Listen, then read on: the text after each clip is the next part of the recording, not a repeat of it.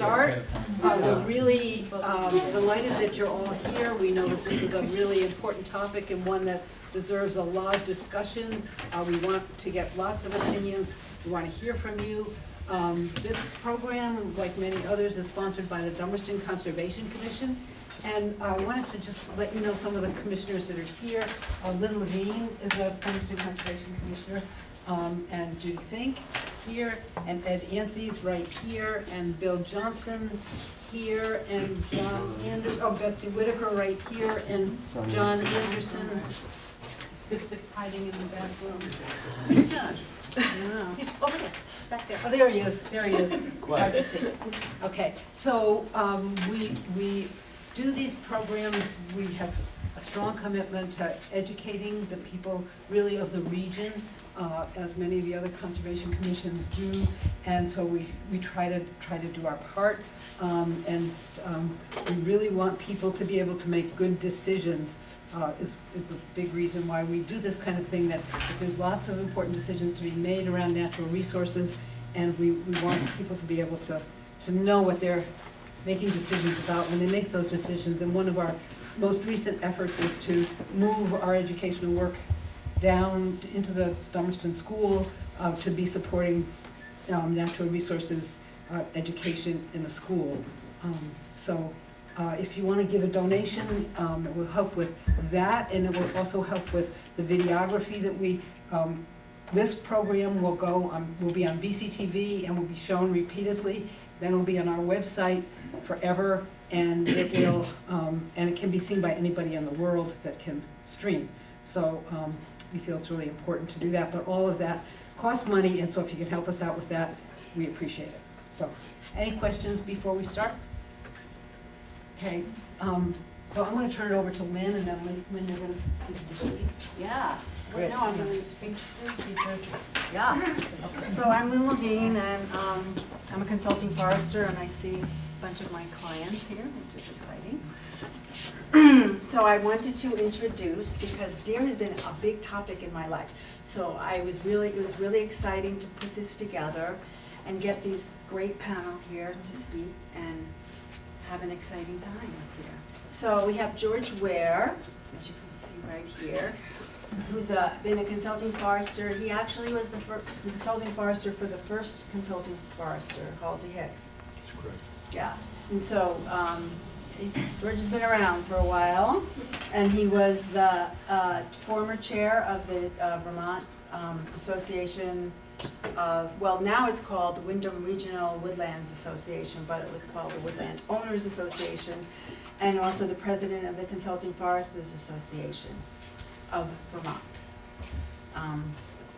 And Nick, we're so glad that Nick traveled a long way to get here, just to let you know. And so he is the deer biologist for the state of Vermont. And among other duties, Nick is responsible for letting the Vermont Fish and Wildlife Board know what the science is about the deer populations, among many other things. So he's a scientist biologist here. And then Tim Morton is called a stewardship forester. Mm-hmm. And so how many years have you been a forester? 30 plus. Yeah, okay. No, I'm joking. And then lastly, we have David Deen, who's been our local Vermont legislator for 28 years. And he's the chair of he serves as the chair of the Vermont House Committee on Fish, Wildlife, and Water Resources, and he has been the leader in the Connecticut River Watershed Council, and now he's a trustee of it as an honorary trustee. He's done incredible work with that group. So, and Nick, Judy, I think, is going to be our moderator for tonight. And Judy, is the Conservation Commission? The newest conservation. Oh my God. Exactly. And so Judy went to Antioch and studied environmental studies, Education. education there, and she's willing to do this, so I'm, because we expect to have a great talk. So, Great. So thank you, everyone. Thank you so much for coming. What a dreadful evening, and look at the crowd. This is really terrific.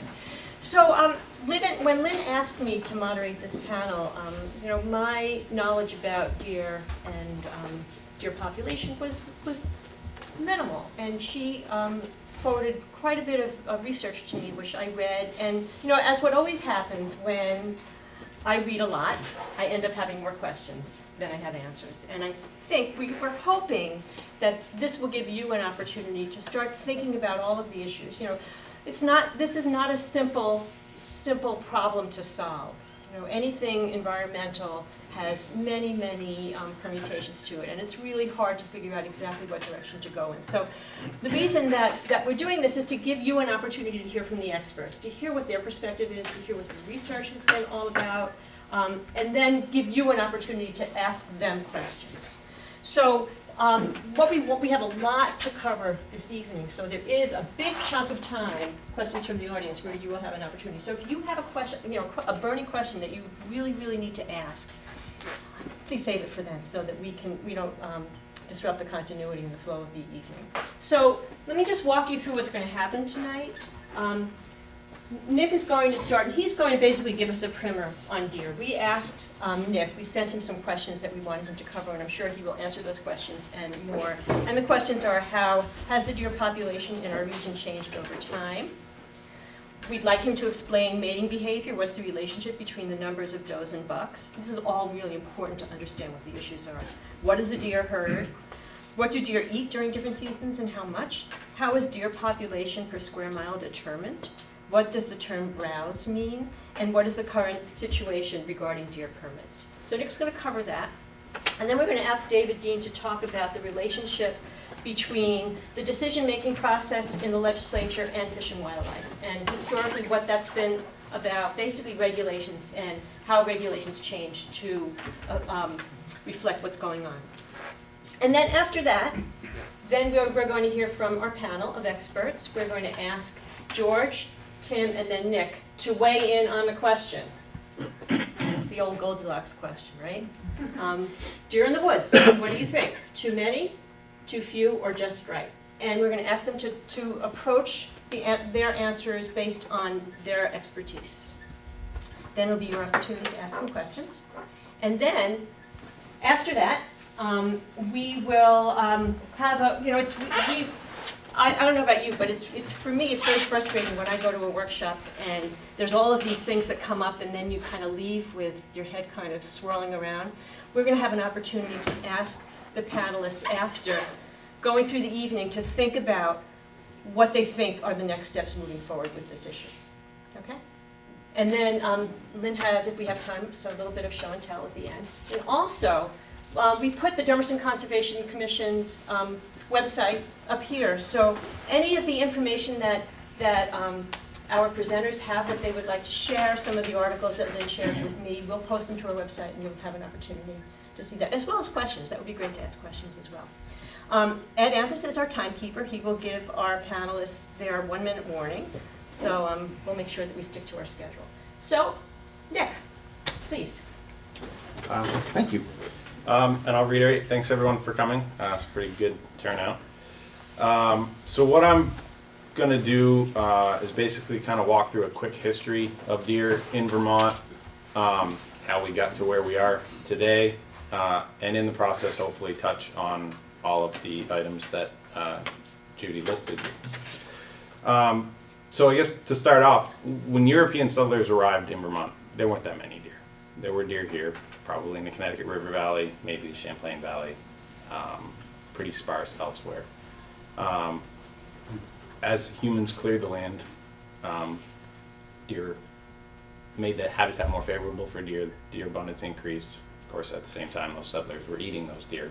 So, not a huge change, but by the mid-1800s, when Vermont had been largely cleared of forests, there were basically no deer in Vermont. We consider them to have been extirpated at that point. The reality is probably up in the Northeast Kingdom there were a few hanging on, maybe. And so in 1878, deer were actually reintroduced near Rutland.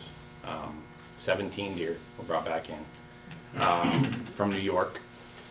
And those deer and whatever was left in the Northeast Kingdom and probably some from New Hampshire are what has repopulated Vermont over time. So in 1897, the state held its first modern deer hunting season. 103 deer were killed in the entire state. Since that time, it took a while for deer to kind of get a good foothold. By the 1930s, late 1930s, deer were pretty well established in Windham County and not much anywhere else in the state. In the late 30s, the department actually put out a publication titled "The Status of Deer in Windham County," because that was the first place they had enough deer that they could actually say anything about it. For whatever reason in those early years, and I honestly don't know why it happened, Vermont was one of the few states that only harvested bucks. We only harvested male deer, and that kind of became ingrained in our hunting culture. It was, we only harvest bucks. In 1946, the population really started to climb pretty steeply. The department put out a publication titled "The Time Is Now," advocating very strongly that we need to start harvesting does. But they didn't get very far. That was heresy, and nothing happened. But basically, the department biologists recognized that there were probably as many deer as we wanted in most places, and we needed to stop the population from growing. Public, or hunters primarily, didn't really agree with that. So kind of to, I guess, define some terms here.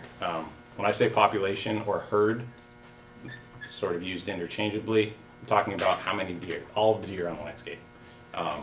Could refer to the whole state, could refer to the town of Dummerston, could refer to a bigger region. It's a pretty flexible, broadly used term, but I'm talking about all of the deer that are out there in whatever area we're talking about. The reason you need to harvest does to control the population is because of the way deer breed, right? Primarily, it's a polygamous breeding system, but primarily, basically, you can think of it as a single buck will breed multiple does in the course of a fall breeding season. Does will also breed with multiple bucks, but a doe can only have however many fawns she's going to have, right? She's only going to have 2 on average. Whereas a buck, if there are plenty of does around, he can sire a whole lot of offspring, just that one buck. So hunting bucks has no impact on the population. You need to control the number of does that are on the landscape.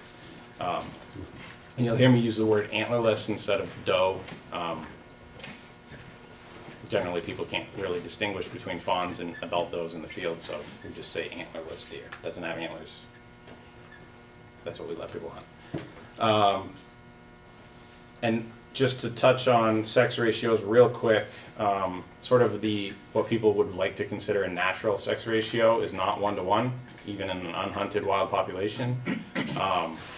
Typically, there would be more does than there are bucks. Bucks don't live as long, even if they're not hunted.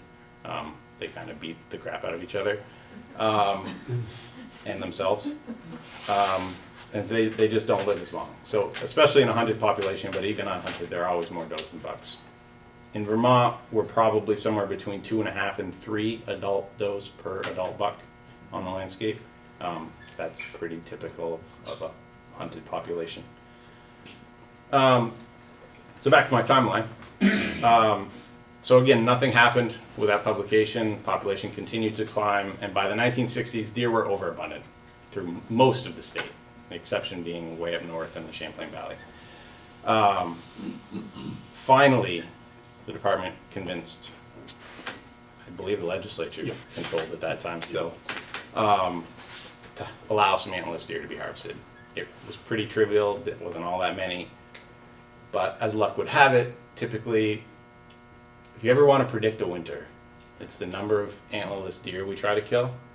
The more we try to kill, the harder the next winter is going to be, without fail. And so those first early attempts at killing antlerless deer were followed by hard winters, repeatedly. They do it for a couple of years, hard winters. Take a couple of years off, easy winters. Do it for a couple of years, hard winters. So the population would crash every time they try to do it. Obviously that didn't go over very well. And so really antlerless harvests kind of stagnated through the 70s. There wasn't really much, kind of negligible. And deer were in terrible condition throughout the state. We have some of the best data in the country on what overabundant deer will do to the physical condition of the deer. Our deer were 20 pounds lighter than deer in neighboring states with smaller antlers. Our reproductive rates were much lower. There's actually a publication from the 70s from our department that makes some analogy that at that time we would have to send 250 adult does into winter to produce the same number of fawns the following spring that any of our neighboring states would get from 100 does. That's how in poor condition our deer were. And so that trickled on. In 1979 was the beginning of what we consider modern deer management. The department had a 3-phase plan, and it was to reduce the deer population, to hold it down through the 80s, and then to allow it to slowly recover through the 90s. And so in 1979, 1980, 1981, we killed a lot of antlerless deer. I think we had one year where we killed almost 16,000 antlerless deer. That was our total harvest last year of all deer. And it worked. It dropped the population. But that led to what was, at the time, called the Deer Wars through the 1980s. And ultimately, by the end of the 1980s, after holding the population lower than hunters, really, again, could tolerate, the department, the legislature always had control of numbers, but legislation was passed that prohibited us from killing antlerless deer during our rifle season, during our firearm season, which is our primary hunting season. To this day, we are the only state in the country that does not allow hunters to kill antlerless deer with a rifle. We are the only state, and that is why. So by the end of the 80s, we never actually officially got to stage 3 of that plan, but it happened anyway because we couldn't kill antlerless deer anymore. Population came back up through the 90s. The 90s there was only one severe winter in the 90s, a string of relatively mild winters. Population came back up. The late 90s, everything was good, or so we thought. Turns out we probably had too many deer again on the landscape, even though we were killing antlerless deer. We had to do it with muzzleloaders. That's how we still do it to this day. We had to make that conversion, but we weren't doing enough at the time. And in the early 2000s, a couple hard winters again in 2001, 2003, population crashed, and that was about the time that we kind of started recognizing impacts from deer on forest ecosystems, particularly in this part of the state. And George and Tim were involved in those early efforts, and they probably started in the 90s, but early 2000s certainly. And that has kind of continued right up through 2012. There was a legislative working group on deer impacts to forest regeneration. Our 2010 to 2020 big game management plan, which actually took effect in 2008,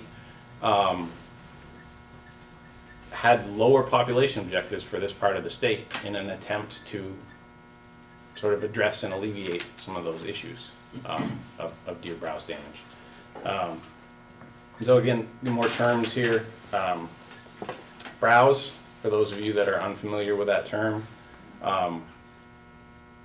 Browse, when I say browse, I'm talking about deer eating woody vegetation, eating tree seedlings and saplings or shrubs. When deer eat green stuff, that's grazing, right? When they eat woody stuff, that's browsing.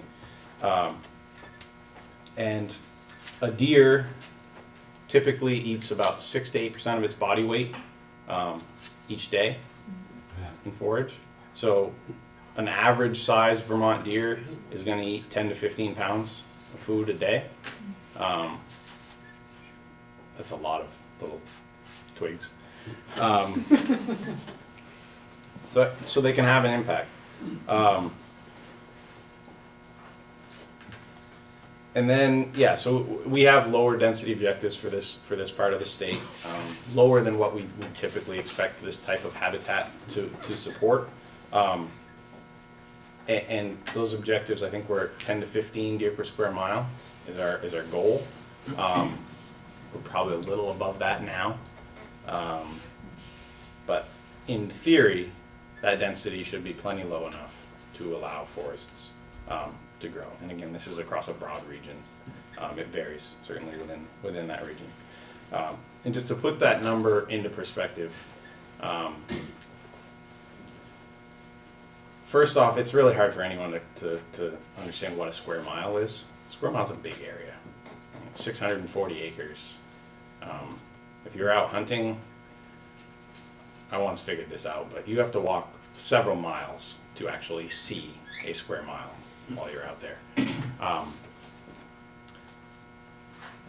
In terms of how many deer that is in a square mile, 20 deer per square mile, which is probably on the higher end of what you'd see in this part of the state, is 3 deer on a 100-acre property, right? And most of you can probably rationalize roughly what a 100-acre property, how big an area that is. That's 3 deer for every 100 acres. So it's not a deer behind every tree. It's not a lot of deer, right? It's relatively few, especially if you're trying to find it. And so, again, our current objectives are that 10 to 15. At the moment, I couldn't tell you off the top of my head what our estimates exactly are, but we're a little above that right here where we are in what is WMUO and WMUQ, which is the other side of Route 30. We're close, but again, a little above that 15 mark. So we recognize that we've allowed it to creep up, and our permit allocation this year is intended to bring it back down to at least within that range. Probably over a couple of years. I think we're giving out 2,000 permits in WMUO this year. That's more than we've ever given out before. The fill rate on those is pretty low, but our goal is, again, to at least knock it down below 15 for the remainder of our current plan. We're almost just about to start the process of developing our next big game plan, 2020 to 2030, and that's when we'll take input on what our population objectives should be for that next 10 years. And that's what I've got. Thank you so much, Nick. Okay, David. All right. First off, the Vermont Constitution provides that citizens of the state may hunt, fish, or fowl in seasonable times under regulation of the state. And that means 2 things. We have a constitutional right to hunt, and that what we hunt and those animals are a public trust resource. They belong to all of us, not to any one of us individually. That's a nice sentiment, and Ethan and the boys got it in there because the history in England, which is what they were looking at, was that it was the landowner's right to hunt on his land and nobody else could. So our land is open unless noticeably and legally posted, and control of the deer herd as well as the moose and whatever are under the control of the state in the interest of the citizens of the state. And as I said, that's a nice sentiment, but how do you do that?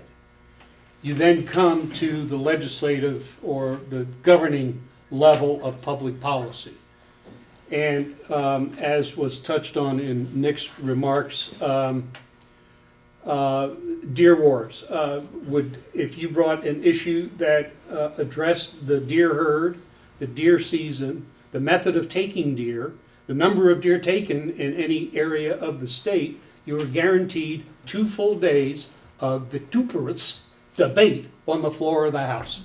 2 days. And for a part-time legislature that's got to get in and out, that's a lot of time. Everybody had an opinion, especially those who hunted deer. And it drained, it created problems.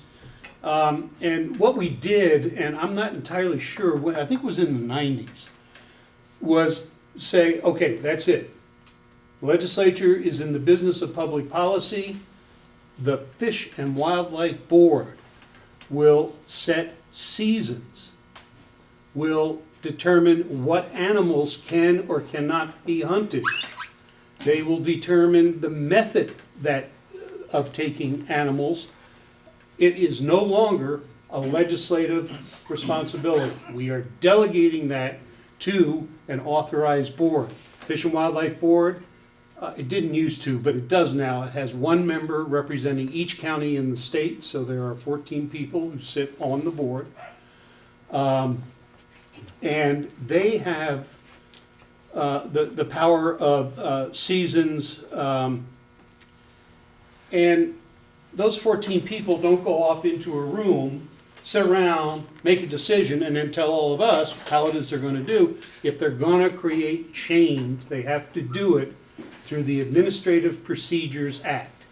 They must adopt it through rule making, which guarantees public input, transparency, draft that's put out for comment, and situations where people can come and talk about what they think the board ought to do with that rule. Flushing it down the toilet is not a viable suggestion. So the Constitution, the legislature will set the public policy. The policy now is that the Fish and Wildlife Board is in charge of seasons, and Nick, I'm sorry, touched on it in his remarks. There are deer hunting units, geographical lines on a map that the board, with his advice, or the deer team's advice, set what the expectation is for the number of permits that will be issued in those regions. Okay, so we've gone from the Constitution right down to on the ground, Dummerston, it's right over here in the valley, okay? All right,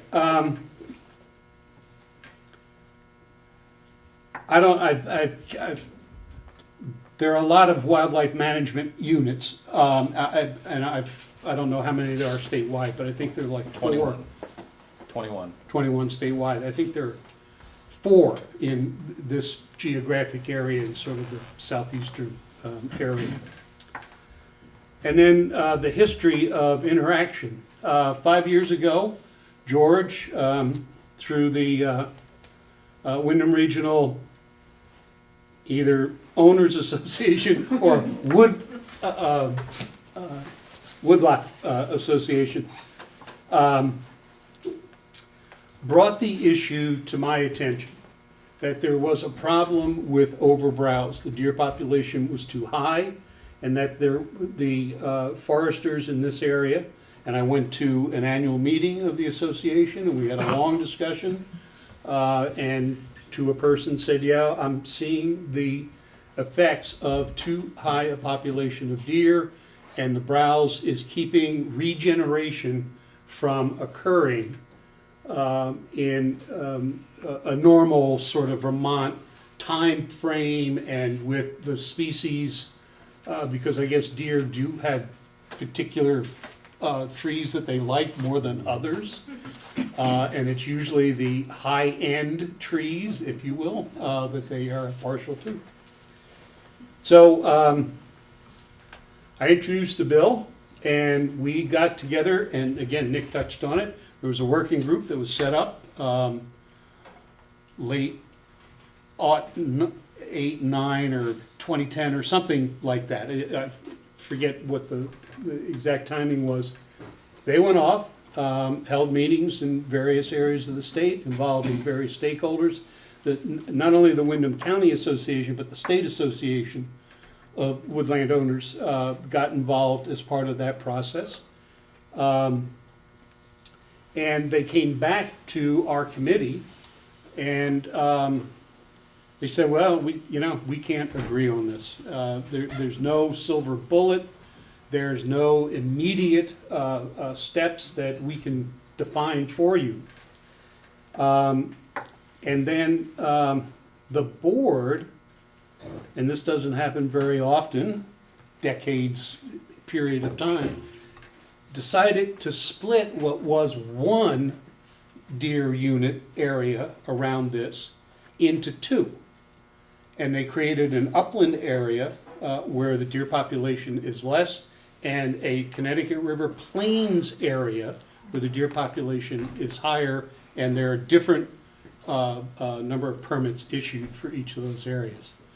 So now we're from the Constitution to deer management in these two areas, and it was citizen involvement that made those changes. Great, thank you, David, that was enlightening, this is great. So we're on to our asking our three of our panelists, George, Tim, and Nick, of our main question of the evening. So the question is, so from your perspective, what do you think and why? Are there too many deer, too few deer, or just right? So George, please. Thank you. And thank people who made remarks in front of me. And thank you all for coming.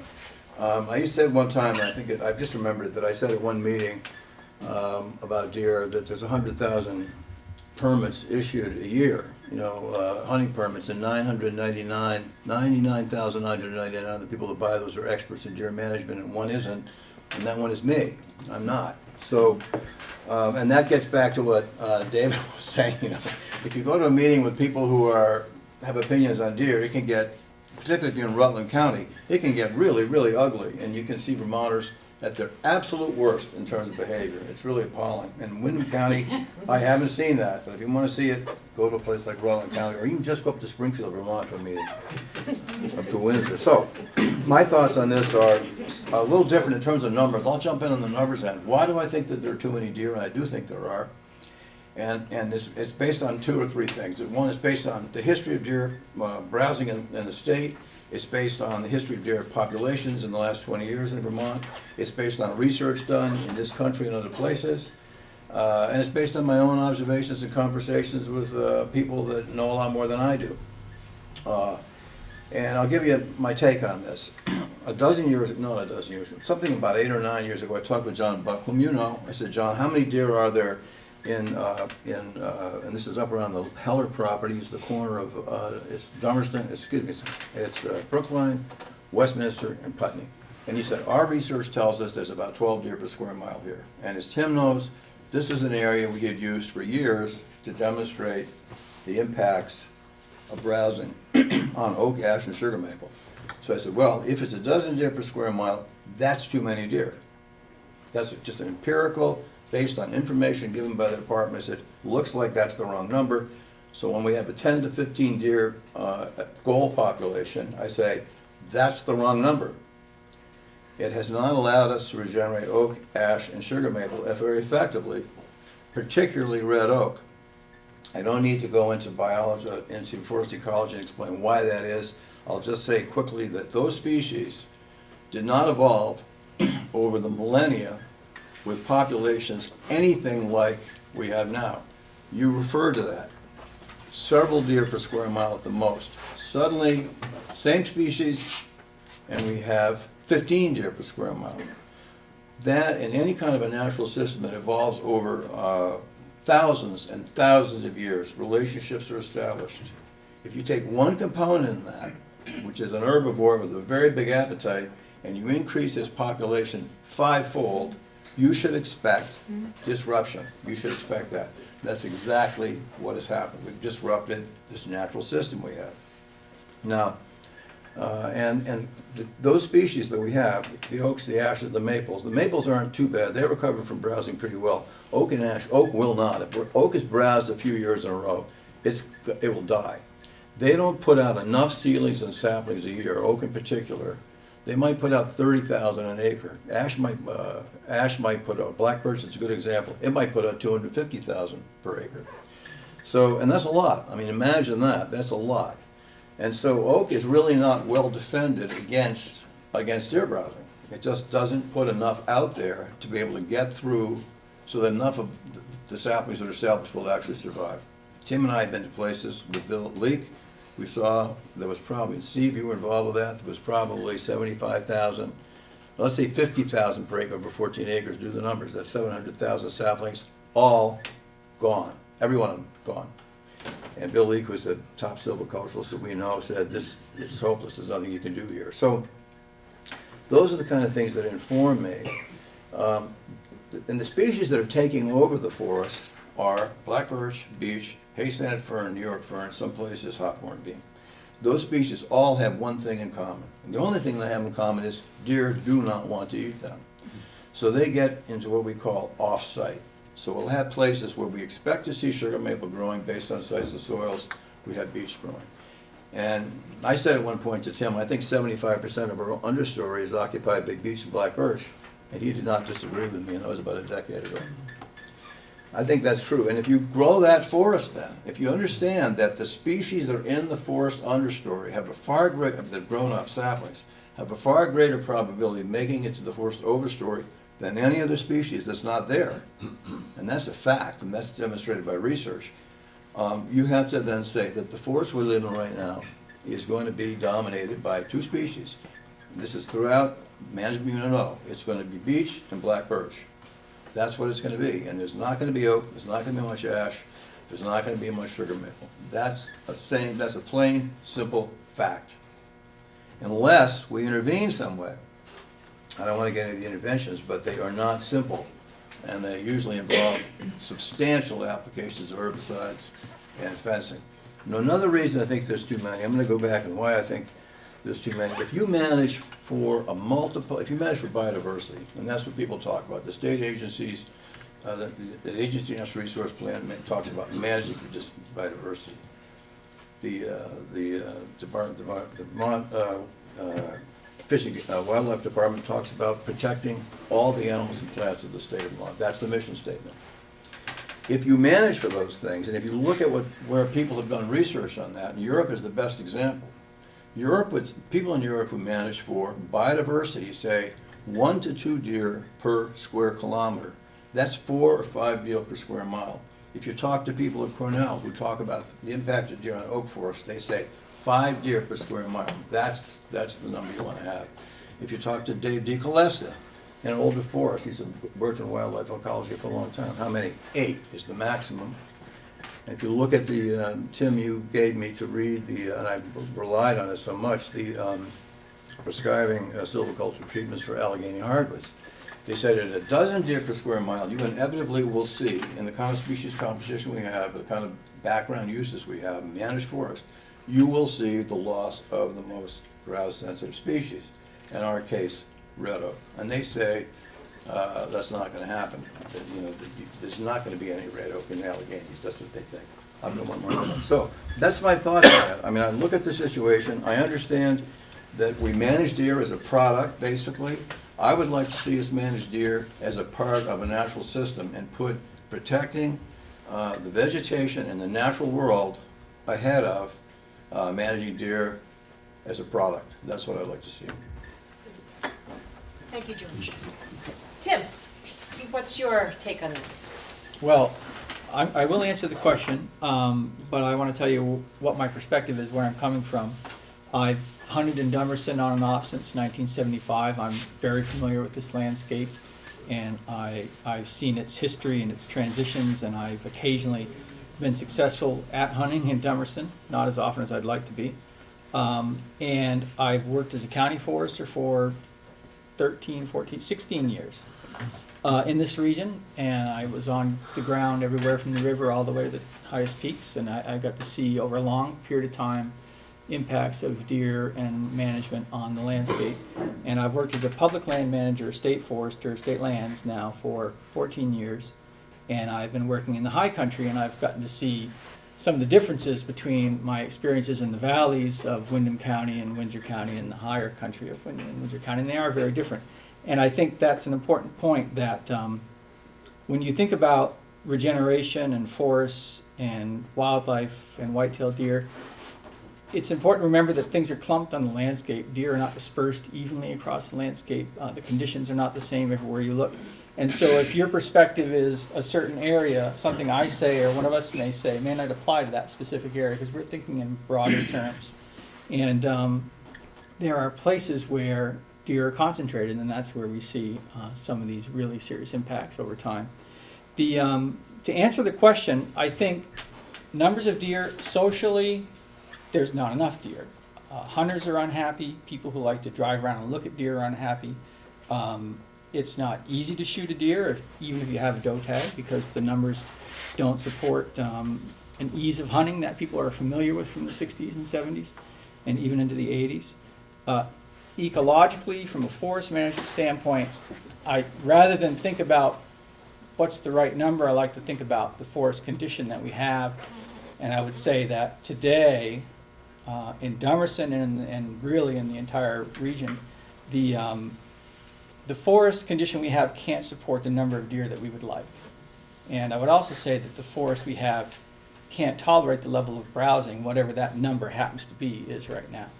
And so getting away from the numbers, I think the impacts are real, and that there is something that needs to be fixed, but I think it's pretty broad. My qualifiers would be that it's a complex situation, it's a complex changing forest, and there are a number of factors, I think, affecting us, especially in this Dummerson area and Windham County area.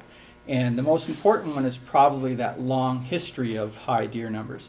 And I don't think that the forest in this region has ever recovered from the browsing of the 50s, the 60s, the 70s, and on. And we've always been in that suppressed mode of a natural system that's been severely browsed and hasn't had the ability to regenerate itself. And we've had some periods of lower numbers due to management of deer populations and due to winters. And I think that the response hasn't been consistent, meaning we've had opportunities to do regeneration that would work, but oftentimes there's a lag time. You might have a few years to actually be successful when numbers are lower, and it's hard to make things happen in that time frame in the forest industry. So I think there's definitely a forest management aspect to the situation we're in today. The forest that I grew up in around here does not resemble at all the forest that I see now, especially in the forest understory. And one of the main changes has been the introduction of exotic plants from other parts of the world. I think the Connecticut River and the West River and power quarters have all been great conduits for these plants, and they've become incredibly dominant in the lowlands, and that would be glossy buckthorn and honeysuckle and barberry and any number of other species. Some of those shrubby exotic plants are the primary ones, and they have a big impact on the success of native regeneration as much as browsing does. I think that we've had a lack of investment on the forest understory for decades in this state. We've done a lot of work with the overstory trees. We've attempted to do silviculture that grows new trees, but it's always been a proposition of earning income. For the most part, we have not really put a lot of money back into the forest understory, and I think George mentioned that it might take a lot of effort to do that, but we haven't done that type of work in any kind of big scale in southern Vermont. And the landscape has changed dramatically. As I said before, we have a very different habitat situation than we had 20 or 30 years ago. And the forest we have today, I don't think can sustain the deer numbers that people want. In Dummerson, I think, is probably, from my experience, one of the areas that has been seen the biggest changes in its forest composition and has had the most impacts from browsing and other influences. The Forestry Department and Fish and Wildlife and UVM did a study in 1990 that looked at the condition of forest understory. 2 years after harvest, we examined harvest all across the state. We replicated that project in 2012 and looked at a same situation 2 years post-harvest, looked at, I think, roughly several hundred timber harvests across the state of Vermont. And the numbers we got for regeneration were telling, and I think they apply more so. In fact, I know they apply more so to this area than they do the broader statewide, because I did the math, and this area had the poorest results for regeneration in 2012. But in 1990, 89% of the forest plots, the primary understory vegetation was tree seedlings of a diverse mix, 89%, and in 2012 it was 48%. The difference being hay-scented fern, beech sprouts, striped maple, some of those plants that are starting to dominate, and exotic plants. But I do think it's a multifaceted problem in a situation, and I think that it has a long historical basis. I'm sure that without some sort of really concerted management effort on all our parts, that our future forest will be very different from what we're looking at today. I think that there'll be fewer species in the overstory, and that will probably have some form of a shrub forest understory that would be largely exotic plants. Some of the things that I think we really should focus on are hunter access, cultural work in the understory, meaning actively trying to change the situation with our own actions, not just relying on deer hunting. And I also think that in those periods of time when populations are lower than they might have been on either side, we really ought to have a more active recovery plan for that forest industry, because we really have to get back to that condition that we've inherited from the 60s, 70s, and 80s and make changes in that condition so we can have a long-term recovery of the native forest.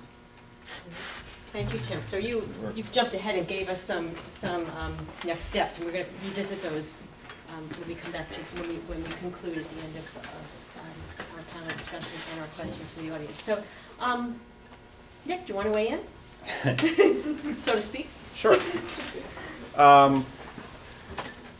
So I guess my short answer to the question is all of the above. I agree with that. I think there are places in this state, even in this county, and potentially in the town of Dummerston, where someone could argue very reasonably there are too few deer. Can't hear you back here. So there's places where someone could argue there are too few deer.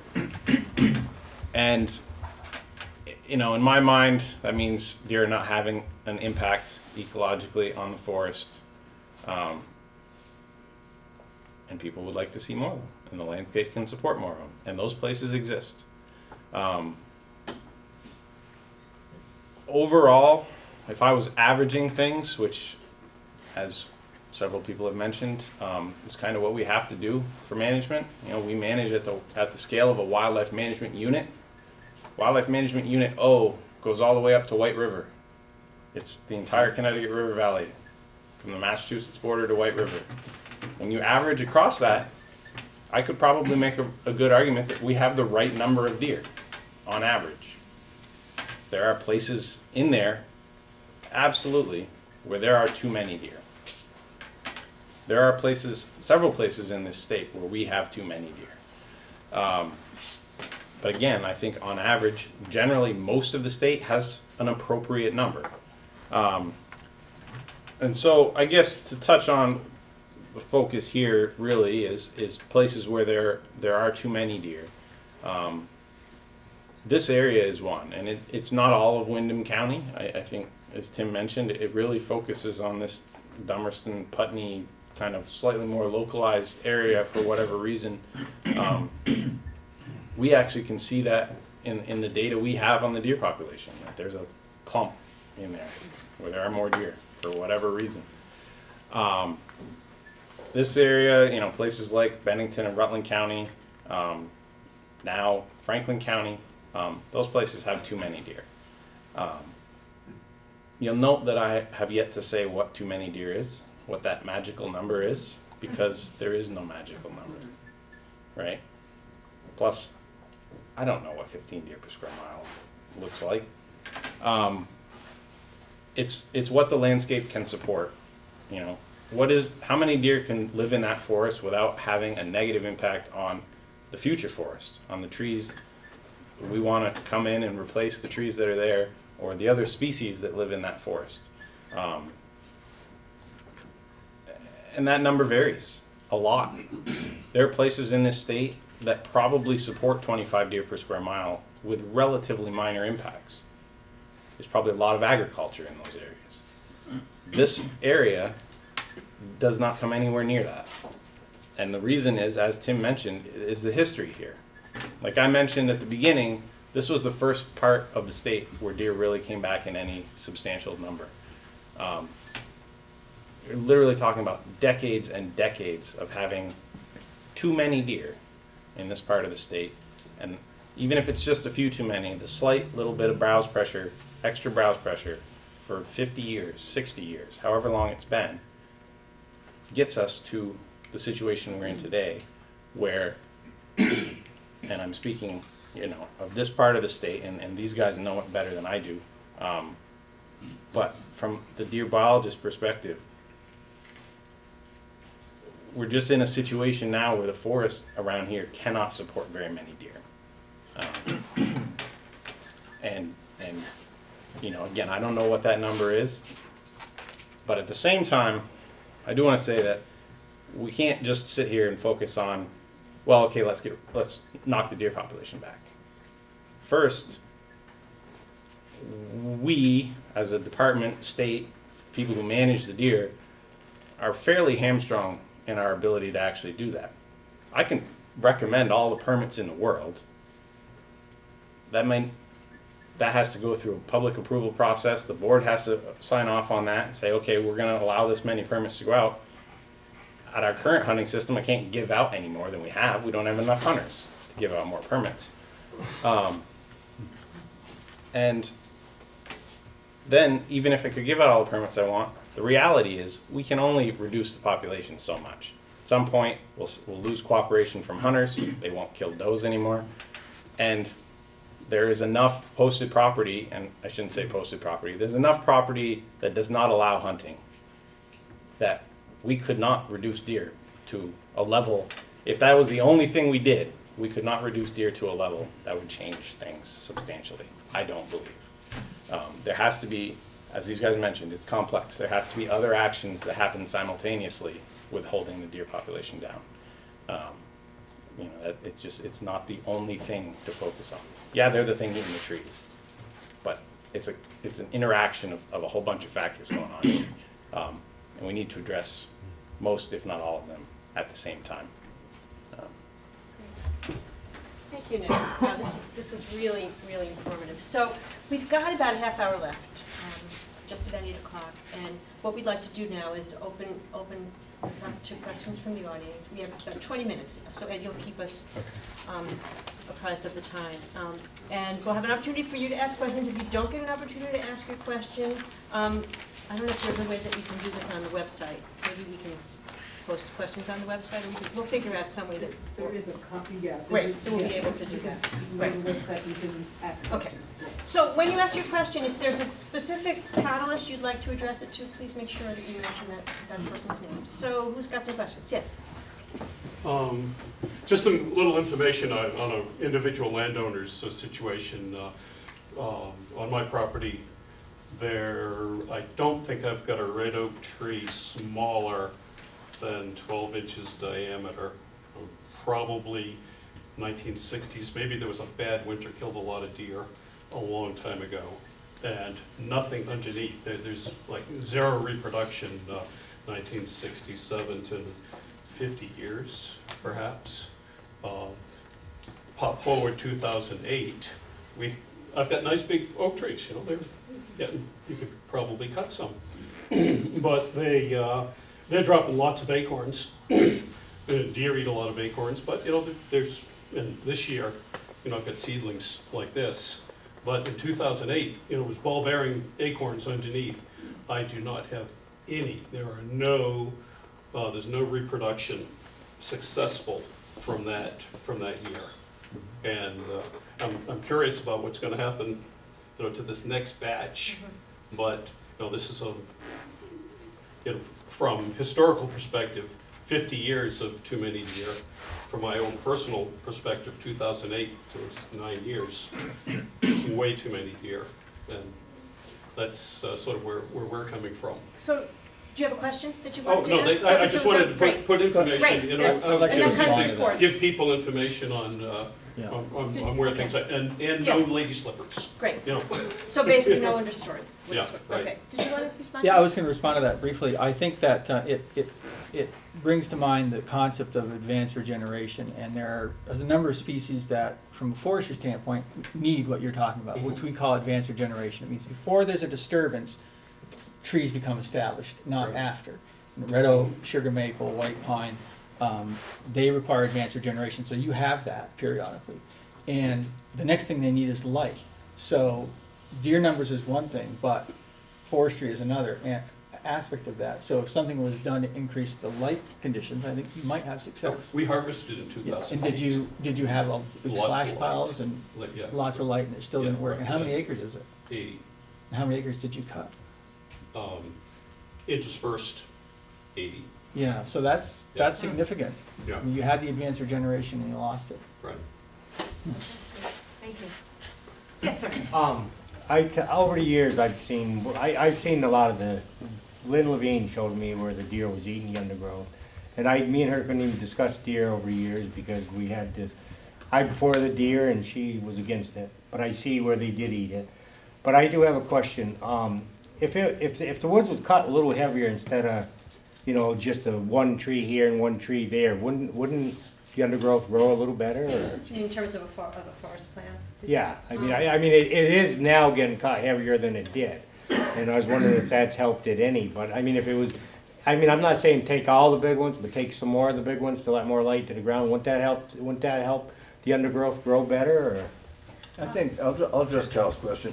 I think yes, I think the answer is yes, but there's this, if you look at, if I was to say to you that own land here, you know, you have oak regeneration in your property, the best thing you can do is do a 10-acre or 12-acre overstory removal, and you own 40 acres, you wanna do that? The answer is gonna be no. And so, that kind of management, I do that kind of management when I am working on a 1,000-acre property, and the client is focusing primarily on growing saw timber and harvesting saw timber, and it works pretty well. But it's big overstory removal, number one. Number two, you have, as Tim says, you've got to have the advanced regeneration there. The fault that we have with, as I kind of referred, I didn't really get to this, but I guess, you know, once, you know, sapling gets to be 2 or 3 years old, it's pretty desirable for white-tailed deer to eat it. They get to be about 14 inches high, and I don't know if it's because deer they like to be able to see when they're eating, so they don't go down and get that stuff like this. So they wait till it's about like this, and then they start to browse. By the time it gets to this height, which is probably 3 or 4 years, it has been involved closely, intimately with the deer, almost every single time. So the problem with the method that you're talking about, there's no problem with what you're talking about. The timing issue gets to be really, really difficult for somebody who wants to regenerate, because we're not there every single day, every single year. Most of us are not there. I am on my own land. I walk around down there. I was down in Green River yesterday, walking around the day before yesterday, looking at the oaks everywhere, saying, yeah, they're getting browse. I hope some make it. That's kind of, and that's pretty heavy cutting we've done. So you go, well, okay, let's just hope.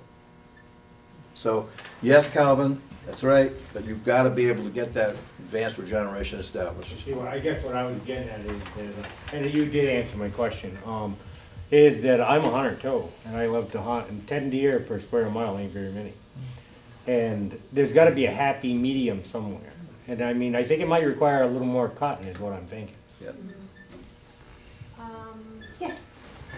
I was gonna talk to George. I'm curious, have they ever thought about transporting some deer from this area up north to areas that aren't as populated? No. Well, no, to answer your question appropriately, yes, we have thought about it for a very short period of time. And, 2 minutes. yeah.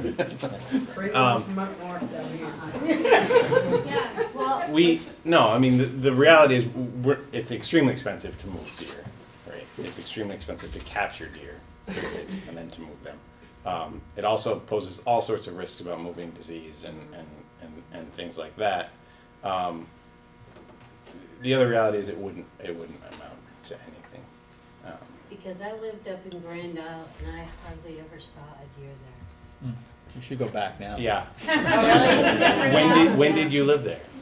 Oh, it was like when my kids were probably 30 years You'd have to ago. shoot them in Yeah. self-defense. Yeah, there are 30 deer per square mile right now. But also, if you go to New York, where my son lives in Hoosick Falls, they get these huge antlers. I haven't seen any around here No. as big as they get. That is the biological evidence that we use to say there are too many deer. We can't grow big antlers because the deer are not healthy enough to grow big antlers. That's part of our evidence. Could I ask the landowners here a question? Yeah, great. One of the other things that fell out of the process that Nick and I have described of trying to get a handle on over browsing was that Fish and Wildlife said they were going to create a registry of landowners who were having problems with over-browsing, and those people who were given or were successful in securing doe permits or whatever would be encouraged to go and hunt on that land. How many landowners have signed up with Fish and Wildlife? It's really been unsuccessful. What's the status? It was extremely unsuccessul when we first started it. I think we had one landowner sign up. Go down there. It might have been. It might have been, I don't know, before my time. And so it was basically discontinued. We actually just this past week reactivated this. So we have a website, landowners can sign up, hunters can sign up, and it's sort of a matchmaking service essentially. But for exactly that purpose, and it's not just muzzleloaders using it, it could be bow hunters as well. But to get landowners who don't know hunters and don't have hunters but want to have some deer shot on their property, to kind of match them up with a hunter or hunters who want to do that. And is that what you'll roll out on this session on the 9th? Is that part of that? That might be part of that. Again, that's new, so thank you for pointing that out. For those landowners interested in hunting who don't have much experience with it, we've actually our department started putting on seminars for those landowners, and there's one in Springfield on November 9th, for any of those of you that might be interested. It really focuses on, like I said, landowners without a whole lot of background. It's open to anybody, but landowners without a whole lot of background with hunting, and it's sort of about, explains your rights and responsibilities, not responsibilities, how you can work with hunters and what hunting is and isn't, and just kind of some basic information for people who really don't have much experience with hunting, but are interested in maybe allowing a few hunters on their property. We've gotten good reviews from the two previous workshops we've done in other parts of the state. So if any of you are landowners and are considering it, I would recommend it, certainly. It's Thursday, November 9th, 6:30 to 9 at the Springfield State Office Building, 100 Mineral Street. Main floor conference room. That's right through the front doors and take a left.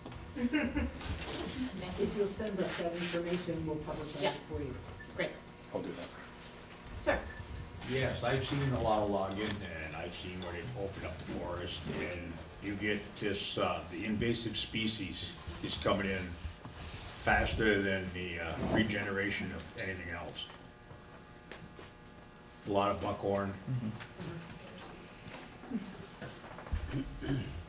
Do you think that has, George, do you think that has something to do with some of the regeneration problem? Well, I think, yes, I think competition between some of these invasives is, and buckthorn is one of them. That's pretty serious. I've seen also, though, like you see in a lot of different places, I've seen other saplings of native species grow up through it. So it's not a clear, it's not always bad, but it's mostly bad.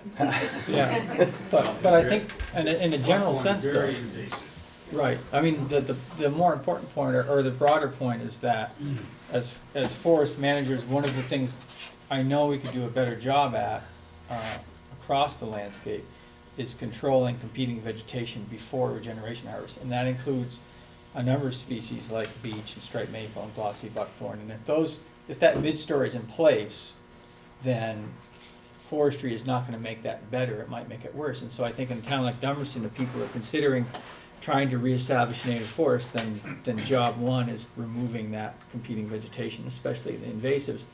However, unfortunately, it seems like the only way to do that is through some sort of chemical application. If you're not willing to do that, you probably won't be successful. And it's gonna be very expensive. It is not cheap, and that's getting back to that investing in our forest and the future of our forest. You went the money that's available? You want to talk about the money that's available for people? There's not much, I mean, They're there's not a- gonna pay for it? Huh? No, I mean, I look at it this way with some of these invasive plants, and I'm kind of anti-government sometimes. I say, you let all this stuff come in. I mean, this, we've struggled to get barberry quarantined in this state. And I talked with Woody, Jonathan Woody was the commissioner then, and he said, the people who work in horticulture have more clout than I do. So I can mention, I can bring it up to the Department of Agriculture, but they're saying no. And so it only finally got there. Well, by the time it got on the invasive plant list, it's really too late. And that's kind of, we tend to, and deer browsing is another one, we tend to react to situations too late.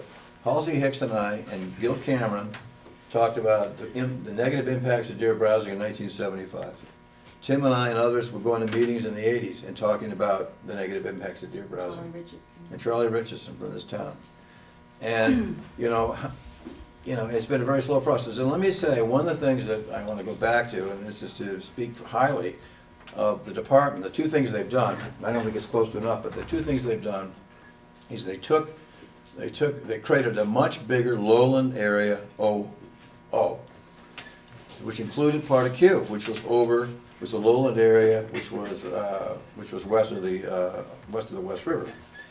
So this all got unfolded in a much bigger area. That's one of the good things they did. There were no antlerless permits in the state of Vermont, except that maybe in Grand Isle or something up in that area, maybe it was B unit, I can't remember which unit it was, until Tim and I started making too much noise and taking John Buck and Forrest Hammond out hunting with us. And those guys came out of the woods at one point. I took them to a terrific place, and they said, what Tom said, is there an oak here over this many hundreds of acres that's less than 70 years old? I said, no, there's not. And they went, So the next thing you know, we suddenly had 400 antlerless permits here, first place in the state. And then when we convinced them that Q had problems as well, they said, really? Okay, now you're gonna have some in Q as well. So some of the stuff we've done, it's worked out pretty well. And as far as getting more permits, I think it's worked out pretty well. And I commend the department for standing up. Because I've testified, I've given a presentation at the Fish and Wildlife Board, and they just about laugh me out of the room when I say that there's too many deer in some places. They say they don't believe it. Back there, sir. Yes, I got a bunch of questions. I'm a handicapped individual, I have been for 10 years. I can't get out in the woods and walk no more, so I do have a permit to shoot out my window of the truck. And I know a lot of places I've born and brought up right here. And I know most of the places go and find deer. And I haven't reported a deer in 10 years. I haven't seen a deer to shoot. And I don't know, it's why I don't understand. You say we got too many deer. I mean, back in the 60s and 70s and 80s when I was growing up, we never had a problem with deer over browsing. And I mean, you could ride around in the afternoon at 4 o'clock and you couldn't count 40, 50 deer up on Ames Hill, you wouldn't count one. Now you can ride around and, I mean, for a week and not see a deer. I mean, where are they all? Someone kind of want to respond to that? Well, I mean, you're right, obviously. I mean, you've seen what you've seen. There were a lot more deer in the 60s and 70s, no doubt. There are a lot fewer deer. There are a lot fewer deer now. No, the habitat has changed. In the 60s and 70s, most of the state, including this area, had much younger forests, could support a lot more deer than we can now. Yeah, but you mean to tell me we can't support 10 deer per square mile around here? We are supporting, we are supporting 10 deer per square mile, but we can't support the 25 plus we probably had in the 60s and Right, 70s. Exactly, but I'm saying we can't support 10 or 15 deer per square mile. I don't agree with that. I think there's too many people sitting on their buns in the offices and just saying we can't. So, thank you, thanks a lot. Must Let's be go ahead, relevant. you had a question. Yeah, Tim, I was interested in, you said, what are the cultivation practices, or what are the things that a landowner can do to try to increase the odds that we're gonna get a more diverse forest regeneration? I think there's a number of things. Some of them are social and some of them are specific silvicultural activities. But one thing that can make a big difference is timing harvest in an area so that a bunch of neighbors are doing harvest in roughly the same time frame. I mean, the research shows if you can hit 15% of a landscape in a 10-year period, a deer management unit with regeneration harvests that are fairly aggressive, you have much better odds of success. So I would say pooling your efforts. I think larger openings, small clear cuts, but it has to be a number of them, and they have to be greater than 2 acres. I think that as part of your harvesting program, if you are requiring in those regeneration units that all the competing vegetation 2 inches in diameter and greater, or 4 feet and higher, some sort of measure, is removed at the same time as the harvesting, that makes a difference. The controlling seed sources in this area is probably really important. If I had 100 acres and I was getting it ready to regenerate, I think job one would be to locate those heavy seed producing areas of glossy buckthorn and a few of those other exotics and control those and reduce that seed production before anything else happened. And then cutting beech and treating beech stumps with, actually I'm not registered, I'm not licensed, I can't give that advice. Magic stuff. The magic stuff is useful as well. Thank you, you had a question back there. Yeah, one, about your, I'm a forest manager too, and what you were saying about going up on Ames Hill, there was a lot of farm abandonment back in the 50s and the 60s and 70s. Deer are an edge creature, and these old fields were all growing back up into brush, so that you could support that 25, 30 deer per square mile. That's no longer the case. The forest is much more mature. Another interesting thing is in New Hampshire, just across the river, and I practice in New Hampshire, Massachusetts, and Vermont. And over in New Hampshire, what they've done for I don't know how many years, they always have the first 3 days of deer season is buck or doe, and without permits, it's just, so it's Wednesday, Thursday, Friday, it's open, so people who just wanna fill the freezer, and they shoot bucks, or shoot does, and that's how they do it. And it's amazing when you think, you know, when you take Winchester, Chesterfield, Westmoreland, and further up, how many deer that they shoot that are over 200 pounds in that area, 15, 20? And you just come right over here to Vermont, and they barely shoot 3 that are over 200. So that's gotta be something. It's also, you can see the difference when you're walking through the woods in New Hampshire, all the oak regeneration and things. But it is a little different. It's a different soil type than we have over here. Now, about this aggressive cutting, I manage the Burning Town Forest, and we did an aggressive cut in 2009, because I went to the selectmen and I said, you guys, in this Burning Town Forest, we have this beautiful oak that's 80, 90, 100, 130, 140-year-old oak trees, but there are no oak trees that are under that age. We've got to do something. In this area that we treat, about 85 acres, it was 80% hemlock. We liquidated the hemlock in there. And we did heavier cuts, Calvin. We did, patch cuts, 3, 4 acres. I think there was one 3.5 acres, but there were several all over. And as far as the regeneration, George was there. I'm not sure if Tim has walked it since then, but it's all black birch. It's all black birch. And I actually went to the town and said, why don't we put a deer enclosure? Exclosure, excuse me. Somebody knows her. But, you know, so you just put an exclosure on an acre. So So you could- fence that area? You fence that area, and the deer on the outside and its natural regeneration on the inside. They said, Steve, that's a great idea. If you want to pay for it, you're fine. Like, really, guys, you've made $120,000 over these years, these timber sales, and you can't do this. But they didn't. But we've had 3 workshops with, you know, some of the top foresters in the country come and talk about what's going on there. One of the things too is when you're thinning oak, try, you know, if you got a good seed year coming, try not to do it in the wintertime. Do it in the fall. We did this harvest in April, May, and June, and we had acorns all over the place. However, the acorn fall came a little bit later on, so we didn't have, with all the skidding activity, one of the things about acorns, it's not just deer that eat them. Their survival rate of acorns is about is very little, like 10% survive. However, if you cut in the fall and those acorns get an inch of dirt over them, their survival rate goes up to 90%. So these are these little subtlety things that we're all just trying to work on. But I'll tell you, you know, George and Tim know it, and Lynn, it's very discouraging going out and trying to grow a natural forest here in the valleys of Vermont. It's, you can't appreciate what we're saying or understand, because it makes you cry. You go up into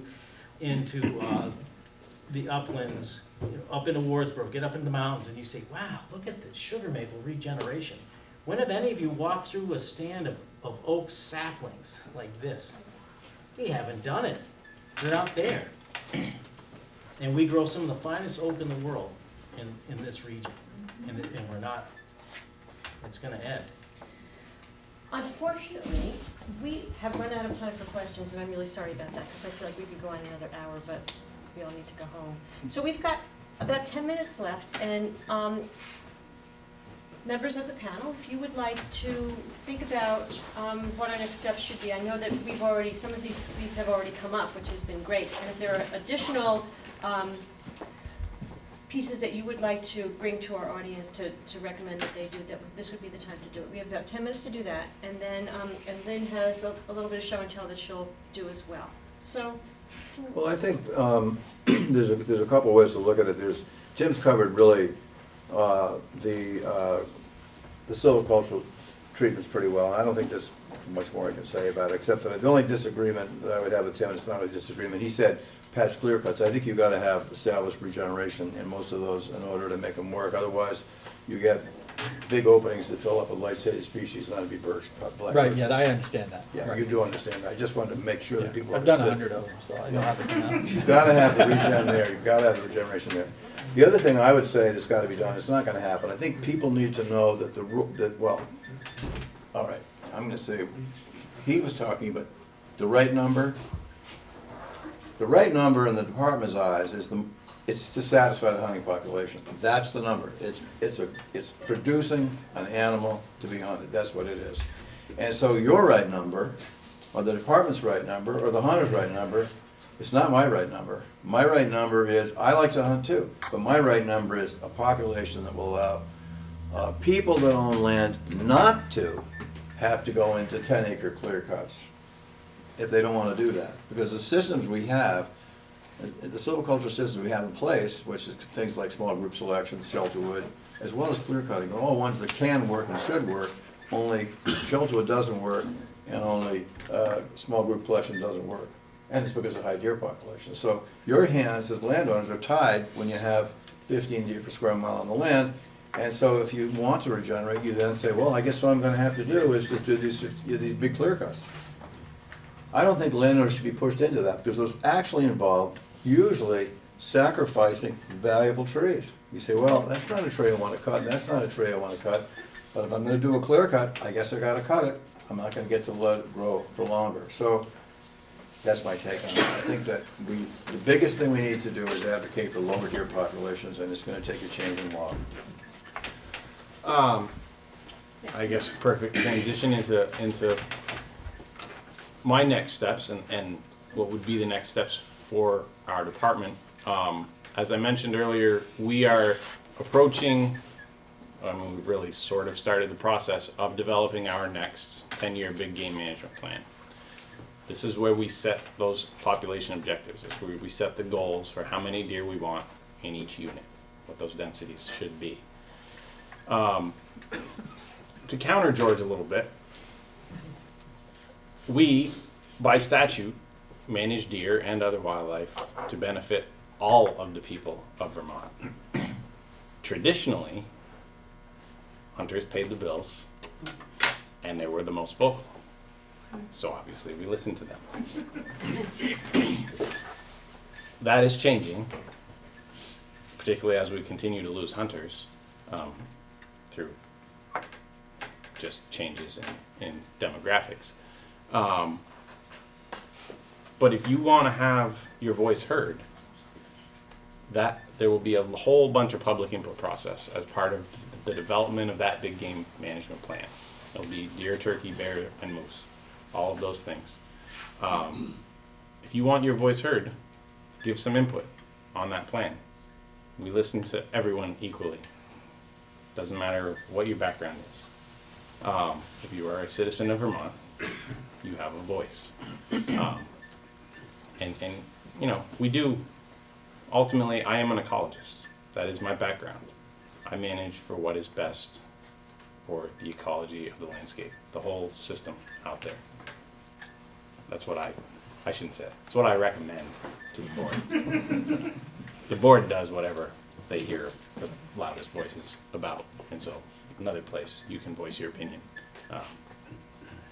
Thank you, Nick. Tim, you've already mentioned a few Right. solutions, but I mean, I've had a few other thoughts, and I would, my caveat is that I don't really know what you're doing in Dummerston, so I might say a few things that you would say, yeah, we're doing that, so.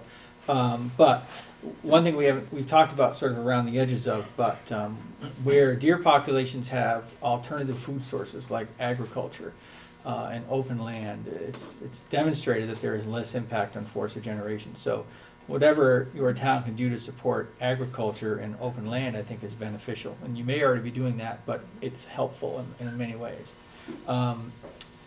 It was mentioned doe hunting during rifle season. I think I would like to see that in Vermont. It's similar to New Hampshire, but I think that would require a change in statute probably. It would. So that's something to advocate for if you agree with that. The town could assist, the Conservation Commission and others could assist in some way. I don't know what that would be, but getting the message home about exotic plant control and seed source control, and perhaps even helping with some of the cost in key areas could be beneficial. And lastly, I think one of the most important pieces is increasing the amount of hunter access in the community, and the respect that the community has for hunters and the role they play, I think is also important. Those are some of my ideas. thanks, Tim. Thank you. David? Nope. Well, Lynn, where are you there? Yeah, so you have a couple of things you wanted to share. Right. I have a couple, I just wanted to mention that there is funds through the Natural Resources Conservation Service to deal with invasive plants. And that is something that you apply for. It's a lot of paperwork, but I've seen it work. And they've just approved, it was before just one time that they would pay for controlling invasives, and that didn't do anything. So now it's gone to 2. So so there's a little bit more push in terms of dealing with these invasives.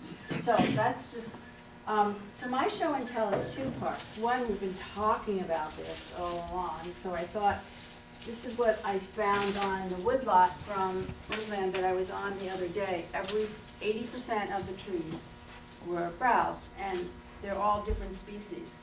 So browse means, this is an oak. This is not what would normally happen. And this would not normally happen. And then this would not normally happen if there weren't deer. So there would be a terminal bud. There would be a terminal Yeah. bud that's come off, rather than the side buds that keep on coming. So that's for the oak, but it's not just the oak. I just was on land yesterday in Westminster. A sugar bush, it's beautiful. Either there was nothing on one of them and the other one, all the, no, 90% of the sugar maples were eaten. I was, it's horrible. So here's sugar maple. Beautiful, right? So can you see, again, there should be one shoot coming up, rather than all these terms. So the deer, it's repeated, it keeps on coming back. And then we have ash. The deer really love too. So it's coming back and back again. It just doesn't grow, my heart aches. So here's one of the things that Tim just said, is there's a new sign that you can post on land. It's called hunting by permission only. So instead of saying no hunting, you have more control by saying, hunter, come to me and ask me for permission to hunt here. And that's very respectful, and that's what hunters do. I mean, they go and ask permission from the landowner, but if it says no hunting, they're not gonna do that. So this is really important, and if anyone's interested in getting, you can get the sign. I can, if you put your email, I can get you a link to it. It's also on the Fish and Wildlife site, but it's hard to find. Well, we can also put it on the conservation. Yeah. We'll put it on That'd the be website. perfect. That'd be another That's thing. Yeah. And then it costs $1 to put this in contact paper. So it's not like it's an expensive proposition. And you have to put sign it and date it, and Yeah. then, and Yeah, so yeah, just yeah. like you would do with any other Oh, yeah, posting it's a sign. legal posting. Right. It has to be legally posted. That's another thing, you see a lot of posted signs out there, none of them are signed, you know what I mean? So they're not. Oh, good, oh, Right. fabulous. Oh, great, so this is a, Oh, this is Mr. a. High and Mighty, $1 per sign? Well, in other words, you You can can bring it to the copy You shop. could just bring it to the coffee shop. Yeah. Minuteman, I just called to see, can you people, anyone see this sign? Yeah. So hunting by permission only. One thing that I heard. By written permission. Oh, okay. Oh, okay. And did you want to say something about? As hunter instructors, as Wayne and I are, we tell our classes that to approach landowners and ask for written permission. Verbal permission is okay, but if you have written permission, they can't sit there, it's valued, and go back all the time. If you have hunters and you want them, and you know, like mom and dad say, hey, no, youth weekend's coming up, have someone, why don't you bring Sally and Tommy out and they can hunt. I'll show you where to hunt and everything else. Right. We're hoping to that. Yeah, we've had that, I know Rob and I, we don't post our land, and we've had several hunters who have approached us and they've given us paperwork for us to sign, and it's great. So, we need to wrap it up because it is 8:30, and first of all, I want to thank Lynn, because Lynn is the one who is responsible for Christmas program. And Lynn got all of our panelists here. Thank you so much for giving us